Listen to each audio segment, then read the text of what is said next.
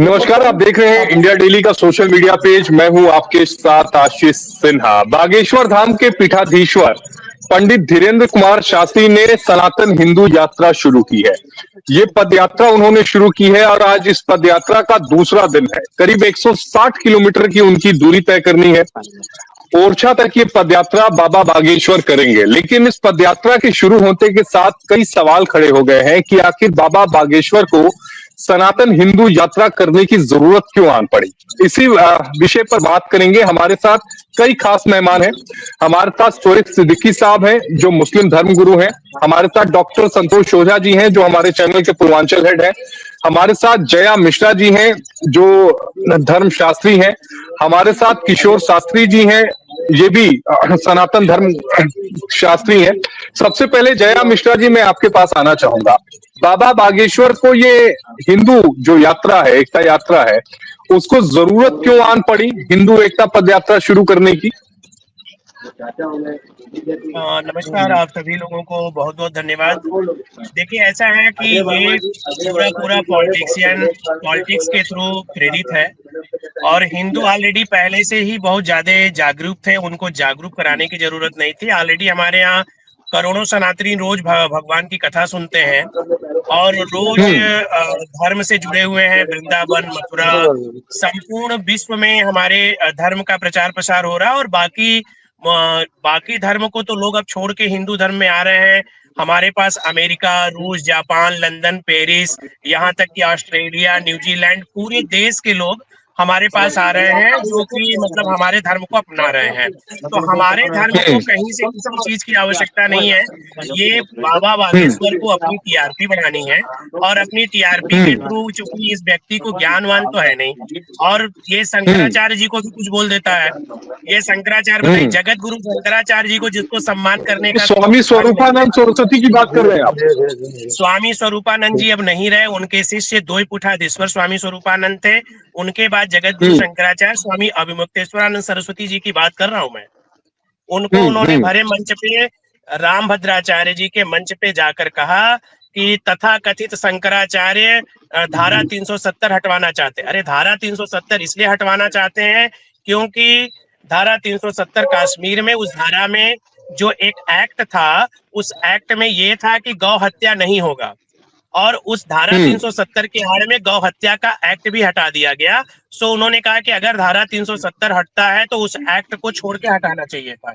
सो उन्होंने ये गलत नहीं, पूरी वक्तव्य तो सुनता नहीं अगला, क्योंकि अगले को तो बस केवल कुछ भी बोलना है। और वो जिस पीठ के ऊपर बैठ के बोल रहे थे, उनके गुरु थे। जी जय जी, अपनी बात पूरी करिए आप। हमारा कहना है कि जो पीठ था, उस पीठ के जो पीठ के गुरु शिष्य हैं, उनके शिष्य के ही ज्ञान में कमी है, जो अपने चेले को सही ज्ञान नहीं दे रहे हैं। अब तो उनकी पूरी आयु पूर्ण हो गई है। अब ये बाबा बागेश्वर को सोचना चाहिए कि नया अभी आए हैं भूत प्रेत पिशाच झाड़ फूक के, और जो शंकराचार्य, जो सनातन धर्म के सर्वोच्च हमारे प्रधानमंत्री राष्ट्रपति हैं, उनको जो मर्जी वो कह दे, इसका क्या मतलब है? तो इसलिए मैं नहीं, लेकिन ये बताइएगा कि अगर वो हिंदू एकता अपनी पदयात्रा निकाल रहे हैं तो इसमें तकलीफ किस बात की? हिंदू एकता, अच्छा ये बताइए, इसके पहले हिंदू एक नहीं थे कि इनकी एकता? ये अपनी दुकान चलाने की बात है, अपना दुकान चलाएं। लेकिन अगर ये इनका विरोध मेरा हिंदू एकता से नहीं है। इसके पहले भी हिंदू एक थे, इसके पहले भी हिंदू एक थे, एक हैं, आगे भी एक रहेंगे। अगर हिंदू एक नहीं होते तो इतनी बड़ी ब्रिटिश शासक हमारे यहाँ शासन करके ब्रिटिश समाप्त नहीं हो जाता, ब्रिटिश शून्य नहीं हो जाता। और इतने बड़े, जिसके पास लाखों करोड़ों का भीड़ है, वो भीड़ का व्यक्ति, उस भीड़ का व्यक्ति को इस तरह के सहारा की आवश्यकता क्या पड़ गई? हमें नहीं लगता कोई सहारा। लेकिन बस केवल सरकार से प्रेरित है। सरकार, चूंकि अपने कार्यों से, मैं बीजेपी विरोधी नहीं हूँ, लेकिन मेरा यह कि ना तो बीजेपी पे सवाल है, इनको अब नेता बनना है। क्योंकि देखिए, इनके पास शिक्षा नहीं है और इनके पास ज्ञान नहीं है। अब ज्ञान शिक्षा नहीं है तो भूत प्रेत झाड़ फूक का जो कार्य है, वो कार्य बहुत दिन चलेगा नहीं। दुकान तो ऐसे क्रम में अपना एक नया काम इन्होंने ठाना है, जिस कार्य की व्यवस्था इस तरह से सुचारू रूप से चल रही है, जिसको ये चलाना चाह रहे हैं, तो वो अपना हम्म एक नया वो है। हम लोग इनको ना तो कोई महात्मा मानते, मैं आचार्य जय जय काशी हिंदू विश्वविद्यालय से हूँ और मैं वाराणसी से हूँ। जब इन्होंने ये वक्तव्य दिया कि तथा कथित शंकराचार्य, मैं कहता हूँ बागेश्वर धाम किसी भी यात्रा को करने से पहले एक बार शंकराचार्य जी के गए भी हैं, उनका दर्शन, उनके चरणों में भी बैठे हैं, उनका दर्शन भी किए हैं। उन्होंने हमको इनडायरेक्टली पता चला कि माफी भी मांगा है, लेकिन हम्म किसी को मंच पे आप अपशब्द बोलिए और अकेले घर में माफी मांग लीजिए, ये तो कोई मतलब नहीं है। तो मतलब आप जो नाराजगी है इस बात से है कि सार्वजनिक तौर पर माफी नहीं मांगी, आपकी नाराजगी इस बात से है देखिए, ना? नाराजगी सार्वजनिक तौर पे नहीं मांगना है उनको। मैं आपको हम्म बता दूं कि 4 दिन की चांदनी फिर अधेरी पाक, अगर ऐसे ही हम्म बड़बोल रहेगा तो किसी भी समय हम्म कहीं भी किसी अवस्था में, चूंकि देखिए शिक्षित व्यक्ति विरोध नहीं करता, शिक्षित हम्म व्यक्ति विरोध नहीं करता है। शंकराचार्य जी के करोड़ों अनुयायी ऐसे हैं जो साइलेंट हैं, हम्म जो उनके अनुयायी ऐसे हैं कि जो मतलब लाखों करोड़ों के भक्त ऐसे हैं, लेकिन वो शिक्षित हैं। कोई आईएएस है, कोई पीसीएस है, कोई डॉक्टर है, कोई प्रोफेसर है, कोई बड़े बड़े पोस्टों पे है।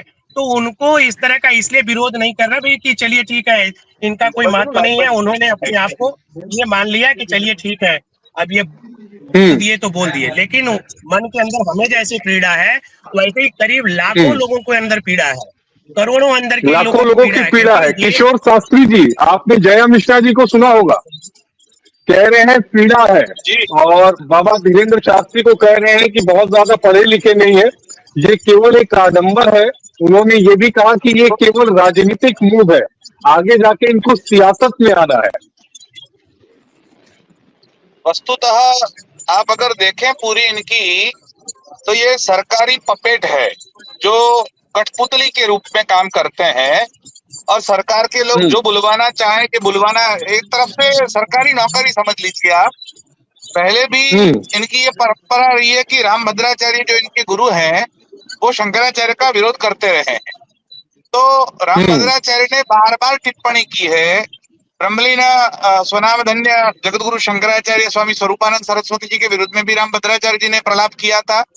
उसके बाद रामायण को लेकर, उत्तरकांड को लेकर उन्होंने प्रक्षिप्त है ऐसा प्रलाप किया था, जिसके ऊपर आपको याद होगा कि निग्रहाचार्य ने उनको चेतावनी भी दी थी और चैलेंज भी किया था कि आप हमसे शास्त्रार्थ करिए। लेकिन हम्म शास्त्रार्थ करने की चुनौती तो वो सबको देते फिरते हैं राम भद्राचार्य स्वयं, लेकिन आज तक किसी से शास्त्रार्थ हम्म करने नहीं गए। पहले उन्होंने हम्म तुलसीदास जी की गलतियां निकाली और 3000 गलतियां तुलसीदास जी की है ऐसा करके बोला। और उसके बाद संतों ने जब विरोध किया तो पूरी प्रतियां जमा करवाई और क्षमा मांगी थी उन्होंने। उसके बाद उन्होंने हम्म ये चैलेंज जब स्वीकार कर लिया निग्रहाचार्य ने और तारीख दे दी कि इस तारीख को मैं आ रहा हूँ, तो राम भद्राचार्य खड़े हुए और भाग गए वहां से। ऐसा समझो कि आज तक हम्म उन्होंने किसी से शास्त्रार्थ करने नहीं गए, खाली धमकियां देना और सरकार की बातें सुनाना, यही इनका काम रहा है।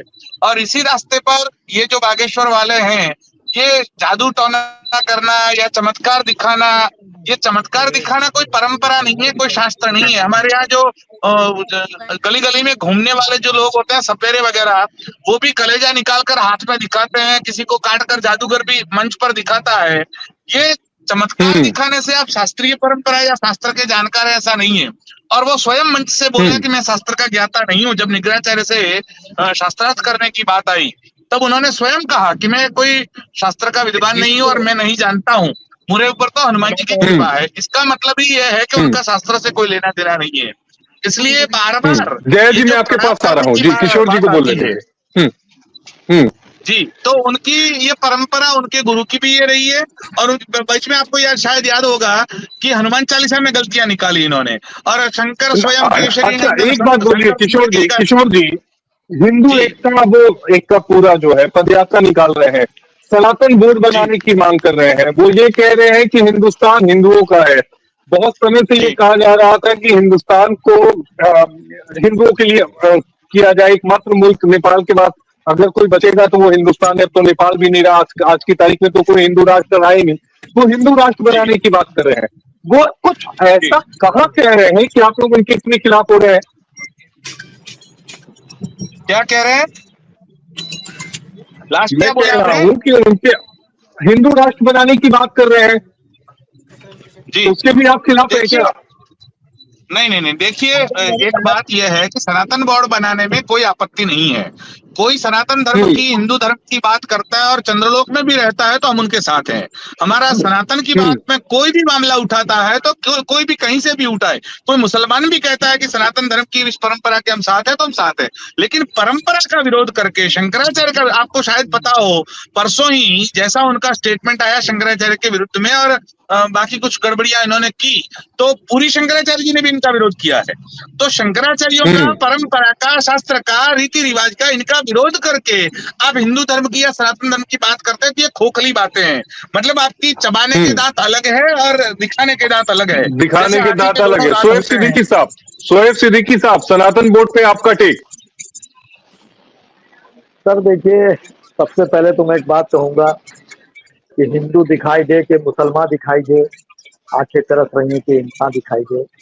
आप देखिए, हम्म जय मिश्रा जी और किशोर शास्त्री जी ने जो बात कही, मैं उससे बहुत इत्तेफाक रखता हूँ।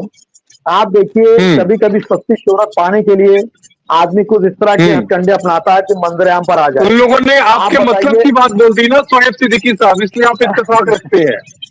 देखिए, इत्तेफाक हिंदू है, राष्ट्र देखिए पे भी इस इत्तेफाक वक्त, रख लीजिए ना, हिंदू देखिए राष्ट्र पे भी देखिए इत्तेफाक रख लीजिए। देखिए सर, सोएब इस सिद्दीकी साहब कुछ भी इस कहने से वक्त पहले सर एक चीज रात, ध्यान रखिएगा। देखिए,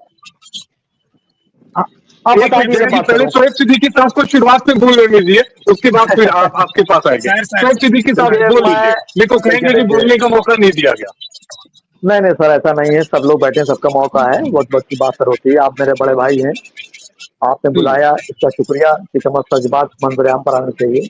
मेरा कहना है, जिस हम्म तरह की आप देखिए, इधर कुछ सालों से लोग बढ़ते हुए चले जा रहे हैं। जब ये मुल्क हम्म आजाद हुआ था तो उस वक्त कोई कास्ट की बात नहीं थी, सबके जुनून में था कि फिरंगियों से अपने मुल्क को आजाद कराना, और उसमें हम कई हद तक कामयाब रहे सर। आप बताइए, मैं उन माओ को नमन करता हूं जिनके बेटे शहीद हो गए हमको आजाद कराने में, वो हिंदू मुस्लिम तो नहीं है, सब उसमें शरीक थे। उन बहनों को नमन करता हूं जिनके भाई शहीद हो गए। आप देखिए, सस्ती शोहरत हम्म पाने के लिए इस तरह पोपंडे अपनाया था। अभी आप ही ने कहा नेपाल था, अब वो फिलहाल नहीं है। हम ये कह रहे हैं, आप एक चैनल है सर, कि आप बताइए कौन मुसलमान सियासी छोड़कर, बात मैं कर रहा हूं कि कौन सनाती बोर्ड बनने जा रहा है, धर्म बनने जा रहा है, उसके खिलाफ बात कर रहा है। लेकिन सर, किसी हम्म के अपोजिशन में अगर कोई बात लाए, आप सर देखिए, वक्त जो बोर्ड है उसकी बात चल रही है, उसी बिहाफ पे इस बात को लाया गया है। और चूंकि हमारे बाबा बागेश्वर जी नौजवान हैं, हमारे हम उम्र हैं, मैं उनका इस्तेमाल करता हूँ, काफी लोग उनके मुरीद हैं। लेकिन मैं कहता हूं कि जैसे मेरे मस्जिद का इमाम है और मंदिर का पुजारी है, उसको सही राह दिखानी चाहिए, सही राह पे चलना चाहिए, क्योंकि उनकी एक राह से लोग भटक जाते हैं। तो इसमें आप देखिए, हम्म चाहे कोई समुदाय का हो, उसमें हम्म अनपढ़ तबका ज्यादा होता है, जो आंख बंद करके हम्म यकीन कर लेता है, वरना पहले के लोग नहीं हम्म करते हैं। जैसे आप 160 किलोमीटर की यात्रा निकाल लें, बिल्कुल अच्छी बात है, कोई बुरी बात नहीं, आपका हक है।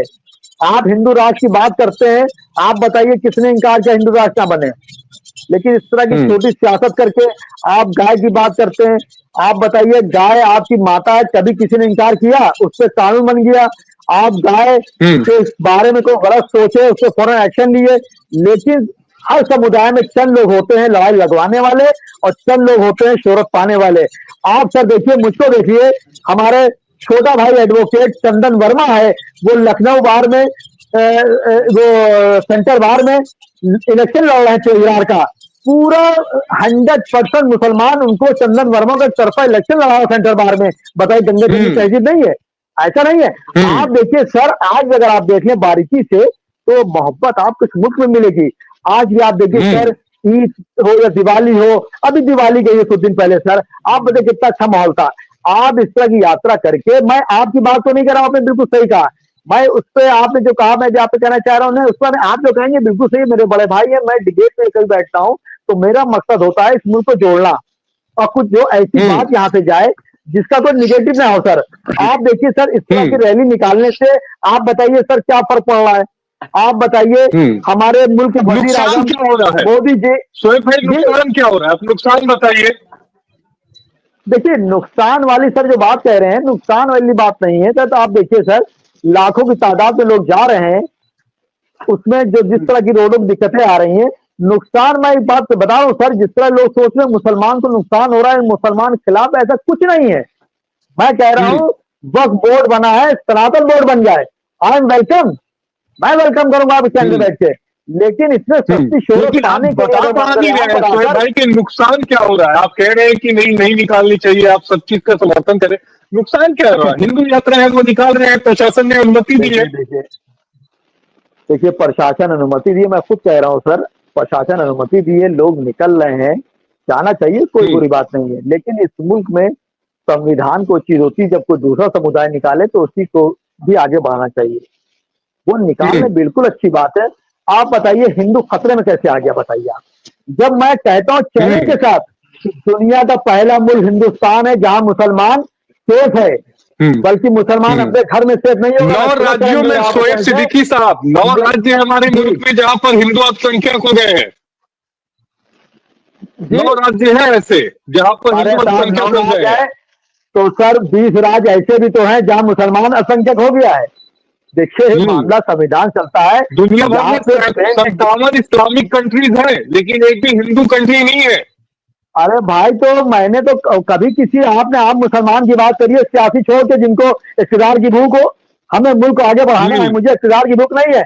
लेकिन मैं ये चाहता हूँ भाई बनाइए, कौन रोक रहा है, कोई नहीं रोक रहा है। लेकिन किसी के पहले अगर किसी को खड़ा किया जाए तो मैं समझता हूँ कि इस मुल्क की गंगा जमने की तहजीब और जो भाईचारे का मिलनसार है वो अलग हो जाएगा। आप सर देखिए चंद सालों से आप देखिए दुनिया कितनी आ गई। मैंने भी चंदन वर्मा की मिसाल इसीलिए दी सर कि वो छोटा भाई शंकरबाग से लड़ रहा है और उसको 90% मुसलमान गुजरात पर रात दिन एक करके लड़ा रहे हैं और इंशाल्लाह जिता के लाएंगे। जब चंदन वर्मा टीवी बैठ के कहेंगे कि मुसलमान शोएब सिद्दीकी जैसा होता है, मुसलमान फला जैसा होता है, तब मुझे मजा आएगा। हम तो हथेली में जान रखते हैं मुल्क के लिए, लेकिन कम से कम हमको, मैंने पिछली बार बात कही थी कि हमको कम से कम मेरी अक्सरियत के हिसाब से दर्जा दीजिए, हमको इज्जत दिए, हमें प्यार दिए, हमें इक़्तिदार नहीं चाहिए, हमें प्यार दिए। आपकी इज्जत में कमी कहाँ आ गई शोएब सिद्दीकी साहब? कमी कहाँ है? नहीं कोई कमी नहीं है, कमी है आप नहीं बताइए। मैं देखिए कोई कमी सर नहीं है, लेकिन आप सब देखिए कुछ सालों से आप देखिए बड़ी फीलिंग पैदा हो रही है जिसको हम लोग दूर करने की कोशिश कर रहे हैं।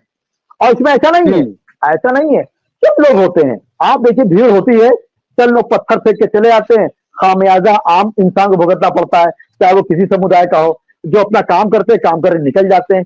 मेरा सिर्फ इतना कहना रहता है हमेशा कि मुल्क में वो काम करिए सस्ती शोहरत पाने के लिए। अगर मुल्क में नौजवानों को हम कह रहे हैं रैली निकाली, नौजवानों की बेरोजगारी के लिए निकालिए, मेडिकल में आप पढ़ाई देखिए। सर मैंने एक बात कल भी कही थी सर, परसों आपके डिबेट पर, और सर इस बार जरूर भी कहना चाहूंगा सर, आप देखिए पढ़ाई पे बात नहीं हो रही है। लखनऊ में देखिए सर फ्रांसिस है, क्राइस्टचर्च है, कैथेड्रल है, यहाँ सर एडमिशन लेने 5-5 लाख रुपए लोग लेते हैं। मेरी गुजारिश आपकी चांस रहेगी नहीं, इस पे भी हम शो करेंगे। शोएब सिद्दीकी साहब आपने अहम मसला उठाया है। डॉक्टर संतोष ओझा जी आप कुछ कह रहे थे। सिद्दीकी साहब को सिद्दीकी साहब हिंदू मुस्लिम फिर हिंदू मुस्लिम आप बताइए, आप करके निकल जाते हैं, आम मुसलमान आम हिंदू को बीच में दरारें पड़ जाती है। अब मैं आपके चैनल से कहना चाह रहा हूँ कि मैं भरपूर कोशिश हमेशा करता रहता हूँ। ये गंगा जमने की तहजीब है, मुझसे तो कोई हिंदू नाराज नहीं, वो बिल्कुल बने रहेगी। डॉक्टर संतोष ओझा को सुन लेते हैं, संतोष ओझा जी को सुन लेते हैं। जी सर आपसे हमारा प्रश्न है, आप बोले कि मुसलमान कभी नहीं चाहता कि हिंदुस्तान पीछे हो, बड़ी अच्छी बात है ये, लेकिन क्या वजह है कि जब रामनवमी के जुलूस निकलते हैं उसमें पत्थरें फेंकी जाती है, उस समय तो आप जैसा सिद्दीकी साहब जैसा कोई बंदा नहीं निकलता जो ये कहता है